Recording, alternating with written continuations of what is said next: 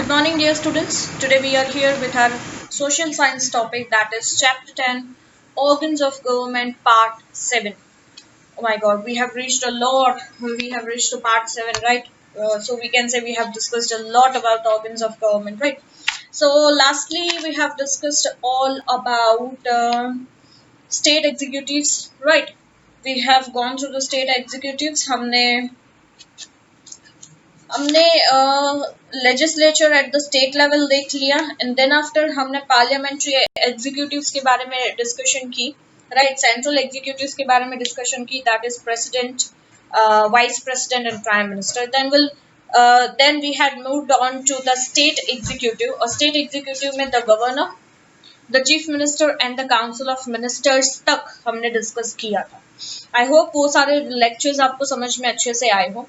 So we'll move forward to this lecture now. So let's see. So today we are going to discuss the topic about administrative system. ठीक है, या administrative executive. दो type के executives हमने देख लिए, एक state level, right, या central level of executives, and other is the administrative executives, right. एक ऐसे executives होते हैं which are elected, राइट. तो हमने जो सेंट्रल लेवल और स्टेट लेवल के एग्जीक्यूटिव्स देखे वो सारे इलेक्शन के थ्रू आए हैं. And administrative executives are the one who is appointed on the basis of their qualifications required. ठीक है. So let's see. The political executive frames various policies in different fields. तो जितने भी पॉलिटिकल एग्जीक्यूटिव है वो बहुत सारे पॉलिसीज को फ्रेम करते हैं अलग अलग फील्ड में, according to field requires, according to the field. उनकी क्वालिफिकेशन भी अकॉर्डिंगली होगी. फॉर एग्जांपल अगर एग्रीकल्चर रिलेटेड चाहिए तो कोई ऐसा एग्जीक्यूटिव होगा जो एग्रीकल्चर फील्ड से रिलेट करता हो, उसकी क्वालिफिकेशंस भी उसकी फील्ड से रिलेट कर रही हो, उसके एक्सपीरियंस भी उसके फील्ड से रिलेट करता हो. The detailed and efficient implementations of these policies is done by the administrative executive. तो इन सारी पॉलिसीज को डिटेल तक जाना और एक एफिशिएंटली इम्प्लीमेंट करना, उस चीज को फॉलो करना, राइट. अब चलो हमारे लीडर्स ने या हमारे सेंट्रल एग्जीक्यूटिव्स या स्टेट एग्जीक्यूटिव्स ने कोई लॉ बना दिया, कोई डिसीजन ले लिया, हमें ये करना है, बट वो काम कौन करेगा? That policies is to be followed by the administrative executives. तो वो एक ऐसे लोग होते हैं जो हर एक चीज को या कोई भी पॉलिसीज को अच्छे से इम्प्लीमेंट करेंगे. The administrative executive advises and guides the state executives in the matters of policies. तो यहाँ तक कि एडमिनिस्ट्रेटिव एग्जीक्यूटिव्स गाइड भी करेंगे और एडवाइस भी देंगे स्टेट एग्जीक्यूटिव्स को हर एक पॉलिसीज के मैटर्स में, राइट. बिकॉज यही लोग हैं जो पॉलिसीज को गो थ्रू कर रहे हैं डिटेल्ड में, इसे इम्प्लीमेंट करने की कोशिश कर रहे हैं, राइट. तो ये लोगों को सबसे ज्यादा डीप नॉलेज होगा, तो वही एक सही एडवाइस दे पाएंगे. It provides required information and figures. अगर कोई भी इंफॉर्मेशन चाहिए किसी भी पॉलिसी से रिलेट करते हुए या फिगर्स चाहिए तो ये लोग ही वो सारे इंफॉर्मेशन दे सकते हैं. However, the political executive is not bound to follow the advice of it. But political executive जो भी है, राइट, वो एडमिनिस्ट्रेटिव एग्जीक्यूटिव को फॉलो करे, उनकी एडवाइस को फॉलो करे. They are not bound. ठीक है, यानी हाँ वो एडवाइस मांगेंगे एडमिनिस्ट्रेटिव एग्जीक्यूटिव. फॉर एग्जाम्पल अगर मैं बोलूं कि एक मैनेजर अपने एम्प्लॉय से कोई एडवाइस लेना चाहे तो एम्प्लॉय ने एडवाइस दे दी, बट अब मैनेजर का डिसीजन होगा उस एडवाइस को मानना या नहीं मानना. गेटिंग? बिकॉज मैनेजर का काम है एडवाइस देना, उसे उसकी सैलरी एम्प्लॉय का काम है क्योंकि उसके मैनेजर ने बोला है तो उसको उसकी सैलरी मिल रही है. So administrative executives are on the based of their salaries. ठीक है, वो उन्हें एक सैलरी, एक अमाउंट दिया जाता है अपने काम के लिए, उनके क्वालिफिकेशंस के बेसिस पर उनको अपॉइंट किया जाता है. They are not elected. ठीक है. No matter how important or welfare oriented are the policies, laws, if they are not effectively implemented by the administrative executive, then its purpose is mad. कितना भी important हो, कितना भी welfare oriented कोई भी policy हो, बट उस law को अगर इफेक्टिवली इम्प्लीमेंट नहीं किया गया इन लोगों से, एडमिनिस्ट्रेटिव एग्जीक्यूटिव से, तो फिर उसका पर्पस का कोई मतलब नहीं है. ठीक है. Thus, the administrative system provides the necessary backup to the executive in the formulation and implementation of policies. तो administrative system एक backup की तरह है. ठीक है, जो एक बैकअप देता है हर एक रिक्वायरमेंट के वक्त, हर एक नेसेसरी के वक्त, वो हर एक चीज प्रोवाइड करेगा पॉलिटिकल एग्जीक्यूटिव को। ठीक है, in the formulation and implementation of policy, policy को कैसे फॉर्मुलेट करना है, कैसे इम्प्लीमेंट करना है, हर एक चीज में ये लोग, क्योंकि these are the qualified people, these are the expertise people, expert and professionally efficient and experienced public servants in the field of foreign relations, defense, security forces, international trade and commerce, nuclear energy, production, distribution, banking, insurance, foreign exchange are the backbone of the government. Collector is appointed as an administrative head at district level, and his office is at Jilla Seva Sadan. ये जो मैंने कहा कि ये administrative executive अनपढ़ गवार नहीं है, या ये एग्जीक्यूटिव ऐसा नहीं है कि लोगों को पसंद आ गया इसलिए इसको इलेक्ट कर लिया।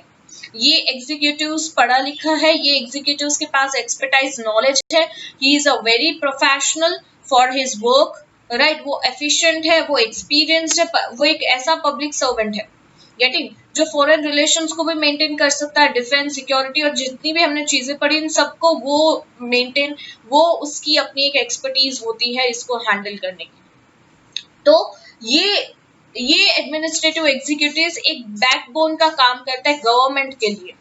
ठीक है, government collector is appointed as an administrative head, और इन सबका एडमिनिस्ट्रेटिव एग्जीक्यूटिव जितने भी हैं उन सबके हेड कौन है, तो वो है गवर्नमेंट कलेक्टर।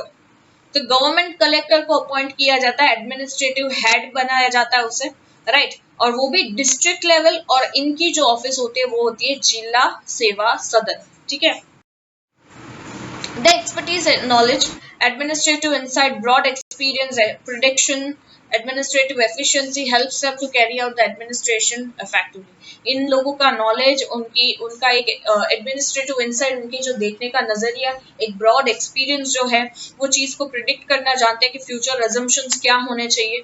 तो जिस तरीके से ये एफिशिएंटली काम करते हैं, तो इसकी वजह से एडमिनिस्ट्रेशन भी इफेक्टिवली चलेगा। From the organs of the government, the state executive acts as the brain behind the welfare of the people, whereas the administrative executive is like the limbs. So, अगर हम organs of the government की बात करें, तो state executive दिमाग है, brain है, right? Behind the welfare of the people, okay, and administrative executives उसकी limbs है, ठीक है? Limbs यानी we all know, right? उनके उसे जो safeguard करके रखता है, limbs है mean. So, an amicable relation between the political executive and the administrative executive is the prerequisite for the smooth governance of state. तो ये बहुत required है, ये बहुत important relation है political executive और administrative executive के बीच में, right? और ये दोनों के बीच का जो ये relation है, इसे बहुत ही smooth तरीके से जाना ये बहुत जरूरी है state government के लिए। ठीक है, The power and influence of the government is becoming more centered in bureaucracy. So अगर हम देखें ब्यूरोक्रेसी क्या है, ये मैंने आगे समझाया, मैं रिपीट नहीं करूंगी। तो अगर हम ब्यूरोक्रेसी के बारे में देखें, तो वो चाहे सेंटर्ड लेवल की बात करें, तो पावर और इन्फ्लुएंस ऑफ द गवर्नमेंट वो बहुत ज्यादा इम्पोर्टेंट होता गया है। Nepotism, corruption, dishonesty, inefficiency, misconduct, escapism are the evils of bureaucracy. अगर ब्यूरोक्रेसी के दुश्मन कोई है तो वो है नेपोटिज्म, वो है करप्शन, वो है डिसऑनेस्टी, वो है इनएफिशिएंसी, मिसकंडक्ट, एस्केपिज्म। नेपोटिज्म हमें पता है, राइट? अभी हमने सुशांत सिंह के बारे में, नेपोटिज्म के बारे में बहुत सुना। It is something related to this also, यानी गवर्नमेंट एम्प्लॉयज अगर करप्शन कर रहे हैं, वही घूस खाएंगे, वही करप्शन करेंगे, वही डिसऑनेस्ट होंगे, वही इनएफिशिएंट है, वो अपने नॉलेज, अपने काम पर वो सूट हो ऐसे ही नहीं, उनका क्वालिफिकेशन ही नहीं है उतना, मिसकंडक्ट है, बिहेवियर ठीक नहीं है, कैरेक्टर ठीक नहीं है, गेटिंग। अगर वही ये सारे लोग अगर ऐसे होंगे ब्यूरोक्रेसी में, तो ये एडमिनिस्ट्रेटिव जो एग्जीक्यूटिव्स है वो गवर्नमेंट का बैकबोन कैसे बनेगी? तो ये सारे दुश्मन है ब्यूरोक्रेसी के। अगर ये चीज उनमें आ जाती है तो ब्यूरोक्रेसी बर्बाद हो जाएगी। So to control such evils, Lokpal and Lokayukta is needed. तो ऐसे एविल को कंट्रोल करने के लिए लोकपाल और लोकायुक्त जैसी चीजों की जरूरत पड़ती है। To stop the corruption, Gujarat state government has started an entire separate department by the name of Anti-Corruption Bureau. इस ब्यूरो के बारे में हम जानते हैं कि करप्शन को रोकने के लिए एक अलग सा डिपार्टमेंट गुजरात गवर्नमेंट ने फॉर्म किया है और उसका नाम है anti corruption bureau. It's toll free number is this. Peonies can contact the number to file their complaints. ठीक है, so उसका टोल फ्री नंबर ये है, कोई भी इस नंबर को कांटेक्ट कर सकता है जिससे वो अपनी कंप्लेंट फाइल कर सकता है. Political stability is expected from the administrative system as there is a government comprising different political parties, right? So political stability in ये एक एक्सपेक्टेशन हमेशा रहेगी एडमिनिस्ट्रेटिव सिस्टम से, क्योंकि गवर्नमेंट पूरी अलग अलग पॉलिटिकल पार्टीज से बनी है, राइट? वो आती जाएगी और जाती जाएगी, बट एडमिनिस्ट्रेटिव सिस्टम और एडमिनिस्ट्रेटिव एग्जीक्यूटिव्स वही के वही होंगे. तो दे शुड नो कि उन्हें कैसे काम करना है. The administrative system helps to excel the development of the government implementing various developmental schemes and programmes. दूसरा ये जो सिस्टम है ये हेल्प आउट करते हैं कि गवर्नड जितने भी स्कीम्स और प्रोग्राम्स डेवलपमेंट के रिलेटेड गवर्न हो रहे हैं उसको ठीक से इम्प्लीमेंट करने का काम ये सिस्टम करती है. So this was it, and the next topic is governance at the local level. हमने अभी स्टेट लेवल के बारे में पढ़ा, ठीक है, सेंट्रल लेवल, स्टेट लेवल. अब उससे भी छोटा लेवल जो है दैट इज लोकल लेवल, यानी पब्लिक से जुड़ा हुआ. ठीक है, it is extremely difficult to carry out the governance of the entire nation from a single place as the central government has too many responsibilities. ये मैं बार बार बोल रही हूँ, ठीक है, कि एक ही जगह पे बैठ के इतने बड़े कंट्री को चलाना ये पॉसिबल नहीं है. The power is decentralized with the objective to timely solve various problems, needs, expectations and aspirations of the people. इसलिए इस पावर को डिसेंट्रलाइज कर दिया गया, डिवाइड कर दिया गया, ये ऑब्जेक्टिव को ध्यान में रखते हुए कि टाइम से हर एक चीज सॉल्व हो, हर एक प्रॉब्लम सॉल्व हो, हर एक की नीड्स फुलफिल हो, हर एक की एक्सपेक्टेशंस फुलफिल की जाए. ठीक है, by decentralizing the power the administration can be carried out easily and efficiently. तो पावर्स को हमने क्योंकि डिसेंट्रलाइज कर दिया, डिवाइड कर दिया है, तो इससे एडमिनिस्ट्रेशन बहुत ही इजीली और एफिशिएंटली काम करेगा. अगर किसी पर ओवरलोड कर दो तो वो क्या करेगा, धड़ाधड़ से जाने देगा, बट किसी को थोड़ा थोड़ा काम दो, डिवाइड करके काम दो, तो इफेक्ट होगा, राइट, क्वालिटी वर्क मिलेगा. तो यहाँ वही चीज होगी. At the local level, the Institute of Local Self-Governance have emerged. तो local level पे इंस्टीट्यूट बनाया गया है और उसका नाम है Local Self-Governance. ठीक है. When the administrative of a village, town or a city is carried out by the representative of the people elected by the locals in the local institutions, then such organizations are called institutes of the local self-government. तो local self government या local self governance क्या है कि एक छोटे से छोटे village का, एक छोटे से छोटे टाउन का, एक सिटी का भी कोई ना कोई रिप्रेजेंटेटिव हो जो लोग खुद उसे इलेक्ट करते हो, जो लोगों की छोटे से छोटी नीड को वो समझे, right. Locals in the local institution, तो ये जो ऑर्गेनाइजेशन है उसे हम क्या नाम देंगे, that is called the local self governance. Fine. चलो नेक्स्ट क्या है, that is for administrative efficiency of geographical regions the responsibility and functions of the government are divided to the local organisations. तो क्योंकि एडमिनिस्ट्रेटिव एफिशिएंसी रहे geographical regions में भी, और responsibility और functions of the government are divided to the local organisations. तो इसीलिए government की जो बहुत सारी रिस्पॉन्सिबिलिटी और बहुत सारे फंक्शंस लोकल ऑर्गेनाइजेशंस में डिवाइड कर दिए जाते हैं. जैसे कि मैं बोलूँ, अगर प्रिंसिपल कोई रूल पास करता है, सपोज उन्होंने ये पास किया कि चलो बच्चों के डेवलपमेंट के लिए हम योगा क्लास रखेंगे, या फिर हम ऐसा कोई क्या कहते हैं कि बेसिक कोई भी क्लास रखेंगे, तो अब ये बात प्रिंसिपल खुद जाके सारे टीचर्स स्टूडेंट्स को नहीं बताएंगे एक एक को पकड़ के. क्या करेंगे, principal will tell the teachers of each and every class. फिर टीचर की रिस्पॉन्सिबिलिटी है अपने क्लास में इन्फॉर्म करना. तो स्टेट गवर्नमेंट कोई भी रूल्स बनाएगा, वो उसे ऑर्डर पास करेगा लोकल सेल्फ गवर्नमेंट को, फिर लोकल सेल्फ गवर्नमेंट की ये रिस्पॉन्सिबिलिटी होगी कि अपने एरिया में वो चीज होनी चाहिए. ठीक है. Similarly the municipal corporations are the institutes of local self government of urban area and for villages one can find gram panchayat, taluka panchayat and district panchayat. तो अगर हम विलेजेस की बात करें तो पंचायती राज सिस्टम है जिसमें 3 पंचायत आते हैं, ग्राम पंचायत, तालुका पंचायत, डिस्ट्रिक्ट पंचायत। ठीक है, तालुका ग्राम पंचायत यानी जो एक विलेज को संभालता है। ठीक है, तालुका पंचायत यानी वो नंबर्स ऑफ विलेजेस को संभालता है, और डिस्ट्रिक्ट पंचायत यानी वो नंबर्स ऑफ तालुकास को संभालते हैं। ठीक है, वैसे ही सिटीज में यानी अर्बन एरियाज में भी ऐसा लोकल सेल्फ गवर्नमेंट दिए है, जिसको हम कहते हैं म्यूनिसिपालिटी या म्यूनिसिपल कॉर्पोरेशन। अगर वो छोटा सा टाउन है तो वहां म्यूनिसिपालिटी होती है। ठीक है, पर अगर बड़ा सा एक सिटी है तो वहां पे होता है म्यूनिसिपल कॉर्पोरेशन। ठीक है, Institute of Local Self Governance give the training which is available for election. ऐसी बहुत सारे इंस्टीट्यूट है लोकल सेल्फ गवर्नेंस की जो ट्रेनिंग देती है, राइट, इलेक्शन के वक्त, voting, duties, responsibilities, administration and ruling and opposing parties. It gives an opportunity of self development, तो ये एक अपॉर्चुनिटी देती है खुद को डेवलप करने की, right. And as all the policies are implemented at the local level first, it gives a chance to improve the likeness at the upper levels too. तो हम कहते हैं ना कि ये बेस फाउंडेशन है, हर एक कोई ना कोई मिनिस्टर्स यहाँ से शुरू हो रहा है, गेटिंग कहीं ना कहीं वो लोकल सेल्फ गवर्नमेंट में जुड़ा होगा, कहीं ना कहीं वो लोकल एरियाज में इलेक्ट हुआ होगा, धीरे धीरे वो शायद स्टेट तक पहुंचा होगा, देन शायद सेंट्रल लेवल तक। तो अगर यहाँ की पॉलिसीज इंप्लीमेंट करवाना लोकल लेवल पर फर्स्ट होता है, ठीक है, यहाँ it gives a chance to improve, तो यहाँ पे वो एक चांस मिल जाता है इम्प्रूव का, तो धीरे धीरे वो इम्प्रूवमेंट अपर लेवल्स में भी दिखाई देगी। Okay, therefore local self rule organization are known as the training schools and laboratory of constitutional improvement in the democracy। तो हम कह सकते हैं कि लोकल सेल्फ रूल जो है ये एक ऐसी ऑर्गेनाइजेशन है जिसको हम कह सकते हैं एक टाइप ऑफ ट्रेनिंग स्कूल या एक ऐसी लेबोरेटरी है जो कॉन्स्टिट्यूशन को इम्प्रूव करने की कोशिश कर रही है डेमोक्रेसी में। In 1992, in the entire country, similar Panchayati Raj and urban institution of local self-governance came into existence। ठीक है, तो जैसे 1992 में ही पूरे कंट्री में पंचायती राज और urban institutions local self governance में शुरू हुआ। ठीक है, सो अब there are 3 tier structure of panchayati raj. Panchayati raj system की 3 टायर स्ट्रक्चर है।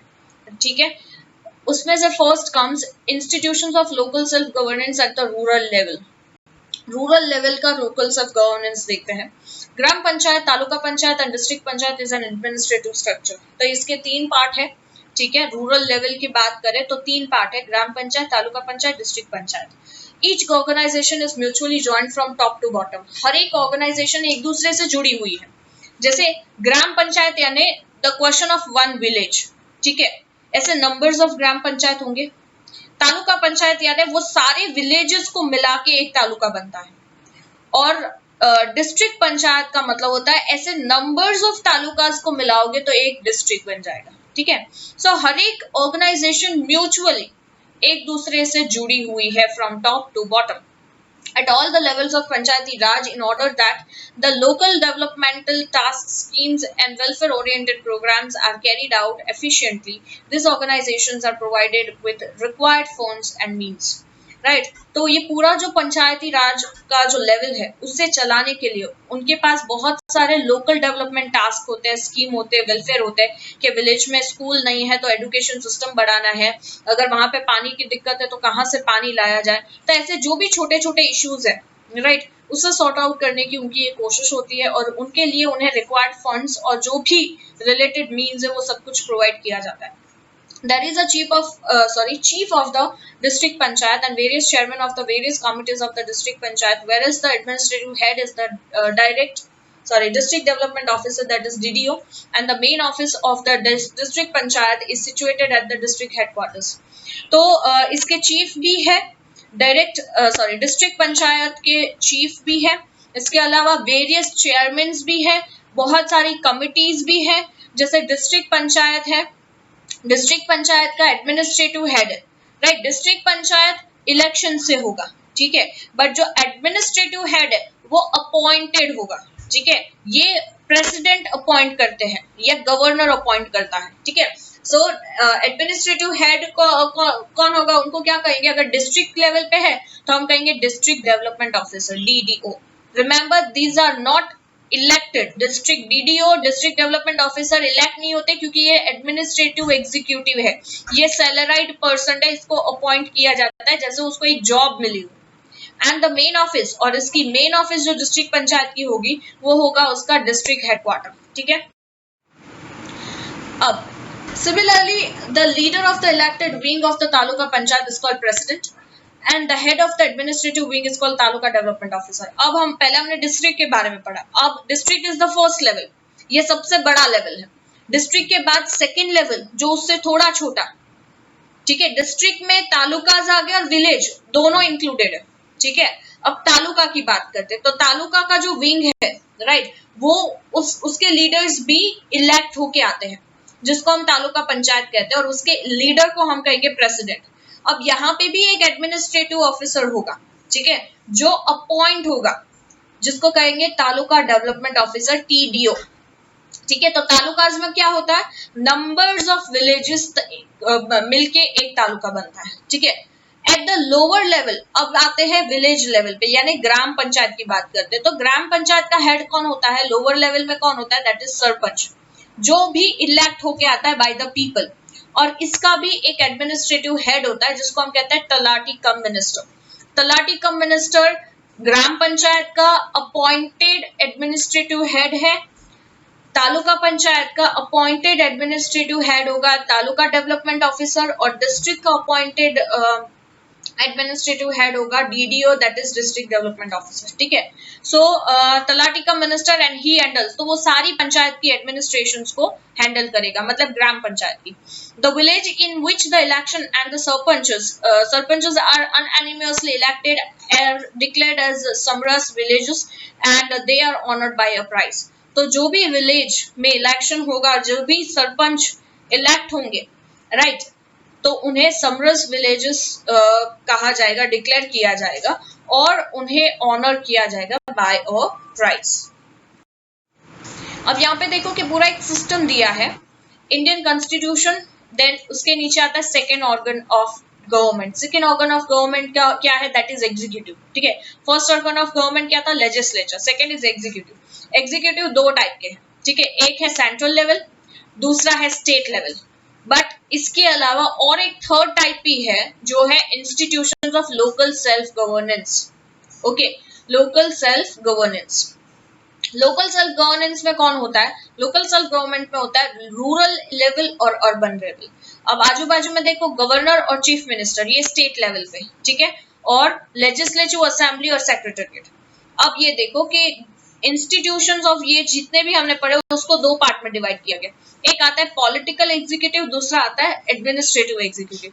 Political executives are the people who are elected and administrative executives are the people who are appointed, ठीक है। तो पॉलिटिकल एग्जीक्यूटिव देखो एट रूरल लेवल पे आता है पंचायती राज, ठीक है, रूरल लेवल पे, विलेज लेवल पे आता है panchayati raj, right, which consist of the representatives elected by the people. तो ये जितने भी रिप्रेजेंटेटिव्स है वो इलेक्ट होंगे, ठीक है। अगर हम डिस्ट्रिक्ट पंचायत कहे तो डिस्ट्रिक्ट पंचायत के जो पॉलिटिकल एग्जीक्यूटिव है उनका नाम है प्रेसिडेंट और वाइस प्रेसिडेंट, और एडमिनिस्ट्रेटिव एग्जीक्यूटिव है उनका नाम है डीडीओ। अब तालुका पंचायत के डिस्ट्रिक्ट जो है सॉरी पॉलिटिकल एग्जीक्यूटिव जो है वो है प्रेसिडेंट एंड वाइस प्रेसिडेंट, उनको भी सेम कहेंगे। बट हमारे एडमिनिस्ट्रेटिव ऑफिसर को क्या कहेंगे, तालुका डेवलपमेंट ऑफिसर। ग्राम पंचायत के पॉलिटिकल एग्जीक्यूटिव सरपंच या डेप्यूटी सरपंच होंगे, और उनके एडमिनिस्ट्रेटिव ऑफिसर को हम क्या कहेंगे, तलाटी कम मिनिस्टर्स, ठीक है। सो आई होप ये पिक्चर आपको क्लियर हो गया, ठीक है। सो ये जितने भी है, हमने जो एडमिनिस्ट्रेटिव एग्जीक्यूटिव लेवल जो देखा उसे लेजिस्लेटिव असेंबली सेक्रेटेरिएट भी कहते हैं, और हमने गवर्नर, फिर आते हैं चीफ मिनिस्टर्स, और चीफ मिनिस्टर्स के नीचे ये सारे पॉलिटिकल एग्जीक्यूटिव्स आते हैं, ओके। चलो अब सेकंड आता है that is urban institution of local self government. एक था रूरल इंस्टीट्यूशन जिसमें हमने 3 टायर्स ऑफ पंचायत सिस्टम देखा, अब आता है urban. So similarly as per the 74th constitutional amendment, the urban areas were provided with the urban institute of self-governance as per the population of the area. So for 74th constitutional amendment यानी constitution में एक change आया था urban areas को लेकर, और उन्होंने ये प्रोवाइड किया कि अर्बन इंस्टीट्यूट यानी सेल्फ गवर्नेंस भी प्रोवाइड की जाएगी as per the population of the area, जिस तरीके का जिस एरिया का पॉपुलेशन होगा उसके बेस पर लोकल सेल्फ गवर्नमेंट दी जाएगी। जैसे एट द फर्स्ट लेवल, जैसे मैंने पहले ही कहा था कि एक टाउन है, एक छोटा सा टाउन है, तो वहां पे ये फर्स्ट लेवल होगा, तो वहां पे हम म्यूनिसिपालिटी देंगे, ठीक है। बट एक बड़ी सी सिटी है तो हम वहां पे देंगे म्यूनिसिपल कॉर्पोरेशन, और अगर उससे भी बड़ा एक मेट्रो सिटी है तो हम वहां पे देंगे महानगर या mega city Nigam, in that manner, ठीक है। See, in all the three wings of the urban institutes of local self-governance, a mayor is elected. तो हर एक सिटी में एक मेयर इलेक्ट होता है, ठीक है, फ्रॉम द मेजोरिटी विंग, यानी इन सब में से जिसको मेजोरिटी मिलेगा उसमें से एक मेयर इलेक्ट होगा। Apart from this there are, और मेयर के अलावा यहाँ पे चेयरमैन होंगे ऑफ वेरियस कमिटीज, अलग अलग कमिटीज के, और कॉर्पोरेट्स होंगे फ्रॉम अलग वेरियस वार्ड्स, डिफरेंट वार्ड्स के कॉर्पोरेटर्स होंगे, ठीक है, और चेयरमैन होंगे फ्रॉम डिफरेंट कमिटीज, ठीक है। Various committees carry out various responsibilities of many fields in a decentralized manner. जितनी भी कमिटीज होगी उनका अलग अलग काम होगा, अलग अलग डिपार्टमेंट दे दिया जाएगा, किसी को एग्रीकल्चर, किसी को ट्रैफिक का लेवल, इन दैट मैनर सब कुछ डिफरेंटली वेरियसली कमिटीज बनाई जाएगी, हर एक की अपनी रिस्पॉन्सिबिलिटी अपने फील्ड से रिलेट करते हुए, ठीक है। सिटी प्लानिंग, लैंड रिफॉर्म्स, क्या क्या काम हो सकते हैं? City planning, land reforms, roads, bridges, flyovers, bridges construction, water management, sewage management, city development, civil development, environmental facilities, fire department, services, education, health, cultural and entertainment, cityscape development of morgue, crematorium, graveyard, removal of slum, overall department development etc. So in short हमें लगता है कि एक city में क्या काम करना होगा, बट यू कैन सी कि सिटी के पास कितना काम होता है।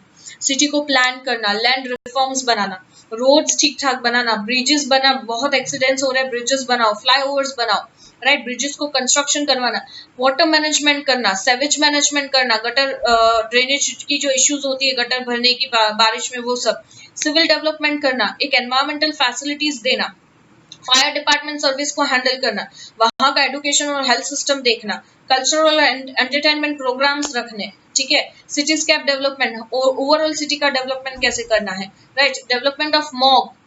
What is Mog? किसी को पता है मॉग का मतलब क्या होता है? What is morgue? That is, we can say, क्या बोला है यहाँ पे कि development of morgue, right. So morgue कुछ वी कैन से समथिंग के a collection of miscellaneous information something, ठीक है, किसी भी चीज का एक कलेक्शन करना, फॉर एग्जाम्पल के फनरल ऑफ होम कह सकते हैं, या चार्नल होम, या ऐसा कुछ, ओके। मैं और एक कुछ वर्ड मैं आपको फाइंड करके देती हूँ, वेट। यहाँ पे डेवलपमेंट ऑफ मॉग का मतलब होता है मुर्दा घर, समथिंग, राइट, के जहाँ पे डेथ बॉडीज रखी हो। बट अदरवाइज दूसरा मीनिंग मॉग का जो मैंने कहा कि that is a newspapers collection of miscellaneous information for use in future obituaries, ठीक है, ये दोनों ही मतलब होता है। बट हियर यहाँ पे इसका मतलब है कि दैट इज डेड बॉडीज जहाँ पे ले जाई जाती हूँ वो। क्रेमेटोरियम का मतलब होता है कि जहाँ पे क्या कहते हैं कि दफनाना, ठीक है, डेड बॉडीज को जहाँ पे हम दफनाते हैं उसे कहते हैं क्रेमेटोरियम, राइट। शमशान जो आप कहते हो, जलाना, ठीक है। और graveyard, sorry, crematorium that is शमशान जहाँ पे आप डेड बॉडीज को जलाया जाता है हिंदूज के बेस पर, और ग्रेवयार्ड जहाँ पे उन्हें दफनाया जाता है, ठीक है। And next is removal of slums को रिमूव करना, स्लम्स यानी जो झुपड़पट्टी वगैरह जो बढ़ती जा रही है उसे रिमूव करना। तो ये सारे एक्सेट्रा काम होते हैं लोकल सेल्फ लेवल पे। So are carried by urban institution, तो इसको कैरीड कौन करता है? इसे लोकल सेल्फ गवर्नमेंट कैरी करती है। All are managed by funds collected, और ये सारे फंड्स कलेक्ट की जाती है from the people under the public private partnership, ठीक है, इसको क्या कहेंगे? पीपीपी। किसके अंडर में ये सारे फंड्स कलेक्ट होते हैं? Under the public private partnership, fine.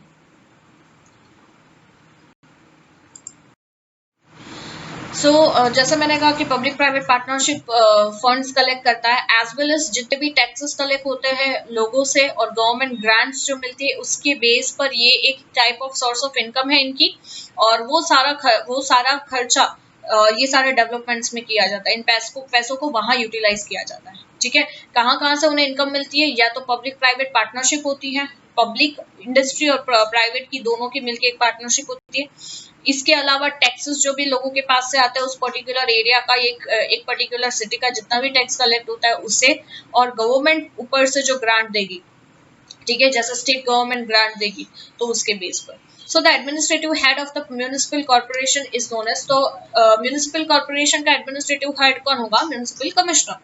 So under him there are zonal head having technical and administrative knowledge and various officers. ठीक है, तो municipal commissioner के नीचे बहुत सारे zonal heads होंगे, राइट, जिनके पास टेक्निकल और एडमिनिस्ट्रेटिव नॉलेज होगा, और ऐसे कई अलग अलग डिपार्टमेंटल ऑफिसर्स होंगे. When a cordial relation is established between the elected wing and the administrative wing, then many works can be carried out relating to the welfare of the people.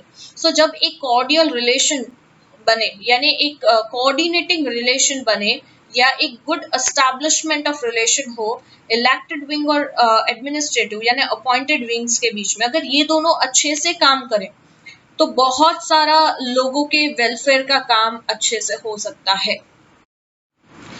अब आती है जुडिशियरी. ठीक है, हमने 3 terms देख लिया, हमने लेजिस्लेचर देखा, हमने एग्जीक्यूटिव के बारे में सब कुछ पढ़ लिया. ठीक है, यहाँ तक के लोकल लेवल ऑफ एग्जीक्यूटिव भी देख लिया. अब द लास्ट हमारा जो ऑर्गन है ऑफ गवर्नमेंट है वो है जुडिशियरी. फटाफट से देख लेते हैं. All the constitution of India has accepted the ideals that all its citizens should get social, economic and political justice, thereby just and equitable. तो जितना भी हमारे कॉन्स्टिट्यूशन ऑफ इंडिया ने जितने भी आइडियल्स हमें दिए हैं, ये हम सबकी सिटीजन्स की रिस्पॉन्सिबिलिटी है, राइट, कि वो चाहे सोशल, इकोनॉमिक और पॉलिटिकल हो, वो हर लेवल का जस्टिस हमें प्रोवाइड करता है, वो भी जस्ट एंड इक्विटेबल, यानी हर एक को इक्वालिटी में रखकर. In the eye of judiciary, each and every citizen is one and equal, right? Just यानी न्याय करने की कोशिश करता है. If any person breaks any law, then he is either punished or fined by the judiciary. कोई भी बंदा अगर कोई भी लॉ को तोड़ता है तो या तो उसे पनिश किया जाएगा, या उसे जुडिशरी के बेस पर जो भी वो चाहे वो फाइन किया जाएगा. तो judiciary checks whether the laws are in accordance with the constitutional provisions. Judiciary भी जब दूसरा क्या काम करती है कि दूसरा काम ये करती है कि कॉन्स्टिट्यूशनल प्रोविजंस के हिसाब से लॉ बने हैं या नहीं बने, राइट, वो ठीक से बने हैं या उसके अगेंस्ट जा रहे हैं. अगर कॉन्स्टिट्यूशन के प्रोविजंस के अगेंस्ट जा रहे हैं तो वो उसके अगेंस्ट भी जा सकती है जुडिशरी, राइट. कॉन्स्टिट्यूशनल के अगेंस्ट कोई भी लॉ नहीं बनना चाहिए. And if the law is not consistent with the constitution, अगर कोई लॉ ऐसा है जो कॉन्स्टिट्यूशन के अगेंस्ट में है तो it declare the law unconstitutional and void. तो वो उस लॉ को जो कॉन्स्टिट्यूशन के अगेंस्ट में है उसे खारिज किया जा सकता है, वॉइड किया जा सकता है, या उसे नल और वॉइड कहते हैं, यानी वो लॉ पास नहीं होगा क्योंकि वो अनकॉन्स्टिट्यूशनल लॉ है. If federal system powers and functions are divided among the units, states and centers, it is a function of the judicial system to see that both the central and the state government carry out their own work without interfering with each other's work. So अगर federal system powers और functions divide हुआ है unit, states और centres में, right, तो ये judicial system का काम है कि वो ठीक से काम दोनों कर रहे हैं कि नहीं, दोनों गवर्नमेंट अपना काम ठीक से कैरी कर रहे हैं या नहीं, या वो एक दूसरे के काम में इंटरफेयर ना करे और अच्छे से वो काम करे, ये देखने का काम है जुडिशियरी का. When any dispute arise, अगर सेंटर और स्टेट के बीच में कोई भी डिस्प्यूट होता है, कोई भी झगड़ा हुआ किसी सेंट्रल गवर्नमेंट और स्टेट गवर्नमेंट को लेकर, ठीक है, इन दोनों के बीच में कोई झगड़ा हुआ, या किसी स्टेट का दूसरे स्टेट के साथ कोई मगजमारी हुई किसी भी मैटर को लेकर, तो वो लोग कहाँ जाएंगे, तो वो लोग जाएंगे सुप्रीम कोर्ट में अपने प्रॉब्लम को सॉल्व करने के लिए. The Indian judiciary is continuous and liner. ठीक है, इंडियन जुडिशरी कैसी है, कंटिन्यूअस है और लीनियर है, वो एक लाइन थ्रू है, supreme court, high court and lower level courts. ठीक है, so at the top of the central level, अगर हम सेंट्रल लेवल की बात करें तो सबसे पहला एट द टॉप आता है that is supreme court. Middle level पे आता है स्टेट लेवल जिसको हम कहते हैं हाई कोर्ट, राइट, और बॉटम लेवल पे आता है trial courts, civil courts, criminal courts और ऐसे बहुत सारे सबऑर्डिनेट कोर्ट्स होते हैं, राइट. सो सबसे बड़ी 2 कोर्ट्स कौन सी है, स्टेट लेवल पे देखो तो high court and nation level पे या कंट्री लेवल पे या सेंट्रल लेवल पे देखो तो supreme court. So this was today's our chapter. Finally we have completed this chapter, and I know it was quite lengthy chapter, but hope you understood it well, right? कि ये chapter बहुत ज़्यादा important था in the form of civics के बारे में अगर हम बात करें या हमारी गवर्नमेंट के बेस पे हम बात करें तो इसका नॉलेज होना it is very important. So